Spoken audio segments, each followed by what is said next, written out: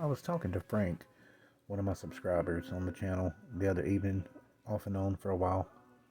He seems like a really nice guy. He was showing me one of the projects he was working on, and we were talking about it a little bit. And, it was really good to talk to him. But I've got the landings cleaned. I took the basket off, cleaned the surround and spider landings, and got it put back on. And I was getting ready to put the 4 gauge push terminals on it. And figured I'd take a moment before I start doing the recone to answer a couple of questions. Now, this first question, a younger gentleman had asked me. I've been asked just, quite a few times, especially the past month or two. And he reached out to an enclosure builder, and he had narrowed his pick of subs down to a couple of different ones. And that enclosure builder told him, he didn't really care what sub that he picked out, that he could make it, sound good or perform, very well in one of his enclosures. And, so what he was asking me was, is that true? And, the simple answer to that is just no. That's an inaccurate statement. And if someone's telling you that, it's pretty misleading because, um, not every driver is going to work or perform well in just any enclosure. So you guys got to stop believing what people tell you when it comes to that. You got drivers that are designed for sealed enclosures. Some will work in sealed and ported.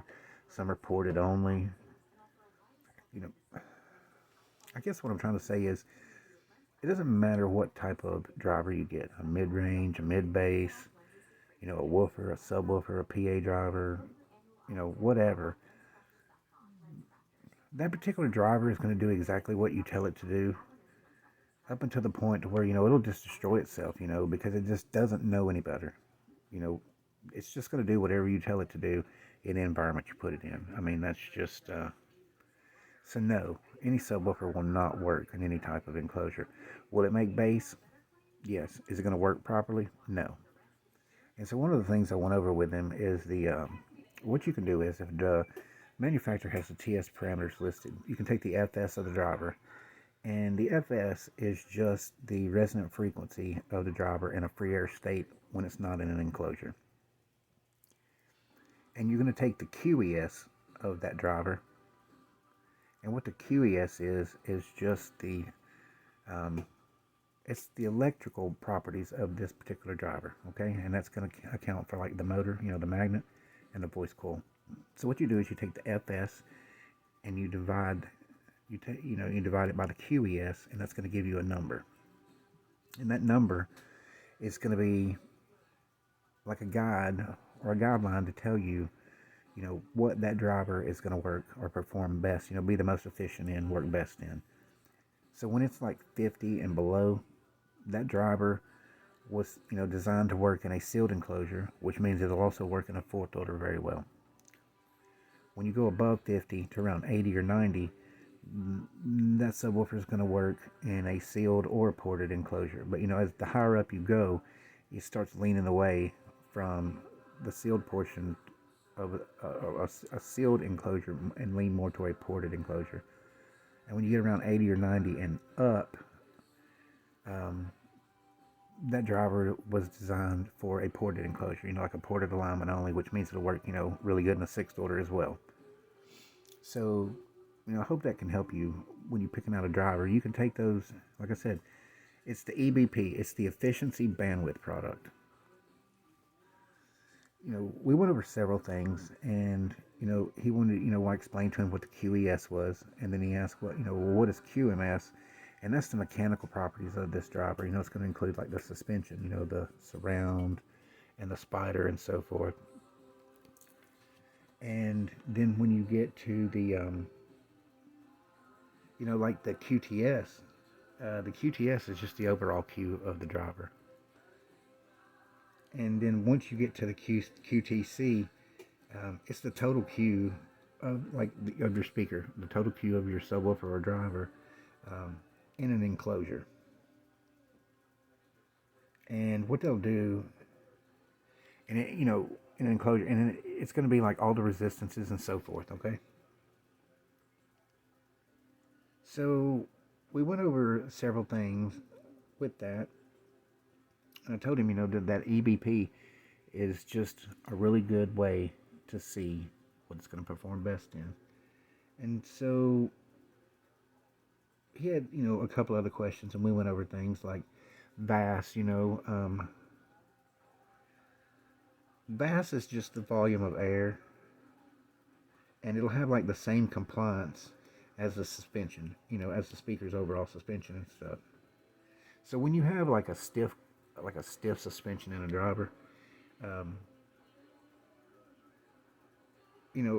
a stiff speaker is going to have, like the VAS will be lower on like a stiffer subwoofer or a stiffer speaker, and what it'll do is it'll tend to like smaller enclosures more.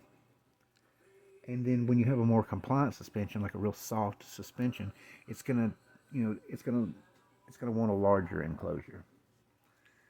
And so we just went over all that with him. So when somebody tells you they don't care what type of driver you pick out, and they can make it sound good and perform, great in one of their enclosures or whatever,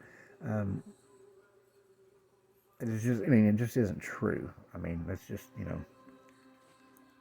like I said, there's so many different types of drivers, and they're designed for one thing or another, and this and that. And if you guys have any questions or need any help with any of that, all you got to do is just ask me down below or email me or whatever. I always answer your questions.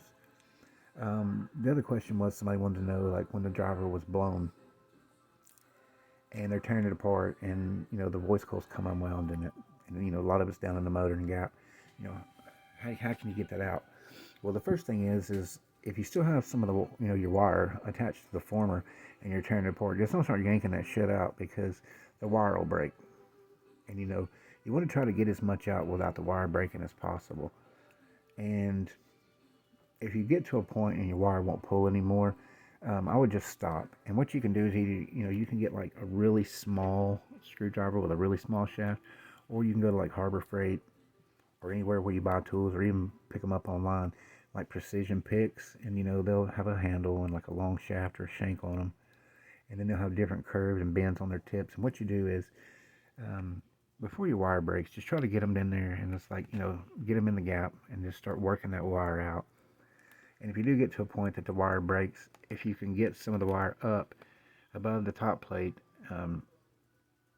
where you can hold it with like a set of needle nose or something, and when you're holding it, you get in around it, and then just start with those picks and stuff, and just start working the wire up until you've got all you can get out. At that point, shine a flashlight down in it, look if there's any remnants of wire and debris. Since you're going to be cleaning the gap anyways, what you do is you take a popsicle stick or something rigid that'll fit in your gap, run a piece of tape around it, and then back mask it up so that the sticky side's out. And then you run it around the gap a few times, pull the tape off, and just keep doing it, and then shine it down in there and make sure there's no more debris. What you don't want to do is use something a lot larger that you're going to be gouging up the top plate, or the pole and stuff, and getting more ferrous material down into the gap at that point. Like the ferrous material that reacts to the magnet, and it'll stick, and it's just harder to get that stuff out. And then you can blow it out, keep looking down in there. You just want to keep cleaning it until it's done. So I hope that will answer some questions there too. I'm about to start doing the recone on this, and I got to get the 4-gauge push terminals in first, and I'll go over why that when I do the recone. But I really do appreciate all you guys watching. If you got any comments or questions or whatever, just drop them down below. And don't forget, smash that like button. It really does help me out. And I'll see you guys next time.